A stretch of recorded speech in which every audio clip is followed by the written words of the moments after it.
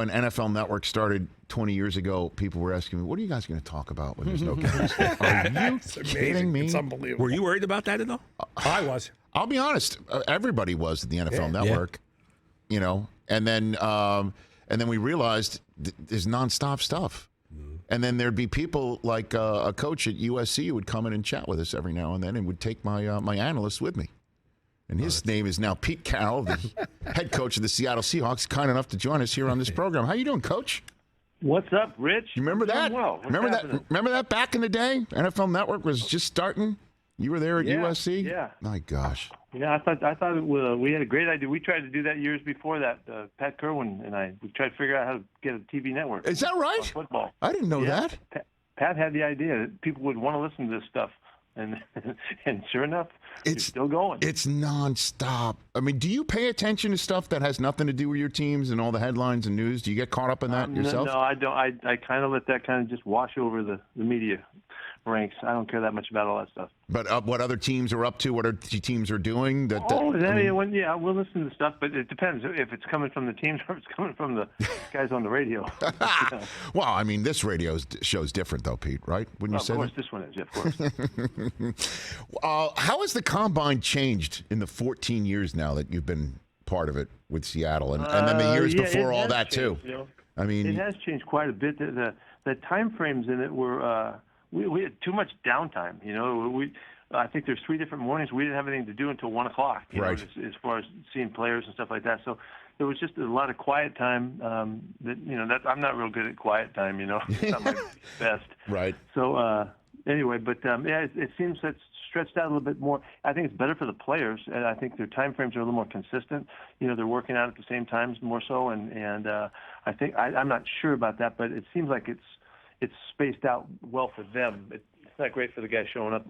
Coaches know. What was your first Combine? Was it back when your first gig with the Bills in '84 or something like that? Was that what it was? They probably didn't send me. Okay. I think I got hired after the draft even. I don't know. I was hired pretty late there. So in the Vikings in the '80s or with the Jets in the early '90s? Is that when you first showed up? Yeah, it would have been the Vikings way back then. Jeez. Yeah. And things have definitely changed since then. So let's just jump into, I guess, the here and now and the signing of Geno Smith. And what do you think that means for your team in terms of seeing a guy? I know you're a guy who says always compete. It's everywhere in your building. It's always in your phraseology. And the fact that he stuck around and competed and now he's paid in the manner in which he's paid. Walk me through what you think that means, Pete. Yeah, he really has done it all with this hanging all of these years. We always loved him. I mean, he was fun to have on the team. He was always a talented guy. We could always see that, but he just couldn't get a chance to play because, you know, the QB started and Russ was never getting hurt. So there was no opportunities for him. So he just kept hanging. And what he did is he never gave up on himself. He never gave into the fact, well, I'm a backup and that's all I'm ever going to be or whatever. He just kept believing in himself and knowing that when his opportunity arose, he was going to do something with it. And he was stubborn about it, you know, and so when it did, he look what he did. You know, it's just a remarkable come through, a great statement about perseverance and belief in yourself and maintaining your confidence, even when everybody else might be doubting it or kicking it around you. He did not fall to that. And so when it came to him and there's the opportunity, we're competing and battling, he's believing it's going to happen. And then when it did, he's the starter. And he never flinched. You know, it was like, okay, this is what I was counting on, and here we go. And he took over with a great voice to the team, you know, in a leadership role. And everything just fell into place for his season. And so to get to this point, Rich, where we sign him now, you know, and reward him for the great year and with a contract that really looks towards the future and him, you know, having a big year again and all of that. It's a great story, and he's handled it just so beautifully. That's been the great part of it. He's just been so poised and on point, and he's had a wit about him that's made him, you know, an attention getter and all that. It's just really exciting. So. And just to the continuity, how much? Where do you think there's room for improvement? Where you think just him? There's no questions. There's no Russ is there week one. There's no question about his abilities or whether he's taken ownership of this team and vice versa. it's just from jump. He's your quarterback, and that's the end of it. Yeah, that's really a great feeling for a club and a franchise. Because not everybody gets to feel like that. I mean, he's got areas to improve. He's got to take care of the ball better. And he's had a history of getting the ball knocked out of his hands. We got to do a better job there. And there's plays throughout the season, that he knows he can do better. So we've got an upside to reach for, which is always good. And but we do have a real sense of confidence and like you said, continuity. Then we got to put the other pieces together around it, and so but we're thrilled to have a quarterback. Pete Carroll here on the Rich Eisen Show, and it is great for him, and it's great for you. You do have the 5th overall selection, and there's so many other conversations surrounding that pick. And prior to the signing of Geno, there was conversation in Indianapolis that maybe you do go quarterback at that spot, just take somebody for the long-term future. Is that still a viable option for you, do you think? Yeah, well, I think, again, this is such a rare opportunity. We've been here for 13, 14 years. We've only had one other time when we picked in the top 10. And so now that we see it, and after, kind of in a frustrating fashion, you sit down there in the 20s or lower, and you just don't have a shot at guys like this. So now that we do, it's certainly top of mind, and we're going to really watch how this happens. It's not going to take long, soon it'll be honest. So, but we'll see what happens, and there's some great choices, and we'll figure it out. But that's definitely in a consideration. Well, one guy that we know you spoke to, because he mentioned it to us the other day, was Anthony Richardson. And he said, by the way, I asked him over and over and over again who he met with and who he spoke to. There's only one team where he stopped, and he said that the coach left him starstruck. By the way, I'm not just saying because it's you here, but it was you. You say it to all those. I know it's true. He did. My guys here can absolutely attest. He's like, oh God, that's Coach. I've seen him on TV.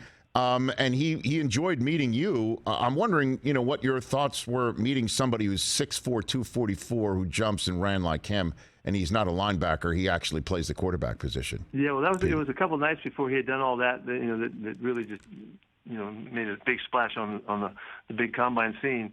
But it was great to see him come through like that. I mean, that's the most athletic, productive quarterback I think ever. In terms of his numbers and all that. He was a really good kid to talk to. We had a lot of fun doing it and all that.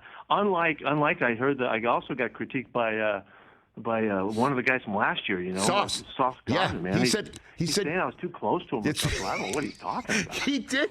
He said you were a close talker, is what he said. Well, I don't know. I've never been across the table. I don't know what he's talking about. I mean, I took the shirt off one time. I mean, I've done some stuff. I don't know what he's talking about. That's what he said. Anyway, so we had some fun with that. Right. Okay. Anyway, he was a real impressive. The quarterbacks were really impressive, man. These guys are so well prepared, and they're just. It amazed me, and when each guy walked out of the room, how far they have come. With their awareness and their presentation and their depth of knowledge of the game and stuff. It's why these guys are so special, and they're playing so early in their careers now as they get to the league. And what about the rest of the prospect class that you saw, interviewed? Which would you identify as the deepest for the upcoming draft? I don't know about that. There was, I guess, I was really impressed with the tight end group. There was a bunch of guys that ran well, looked good. Right. That was a really consistent group. The running backs looked really good.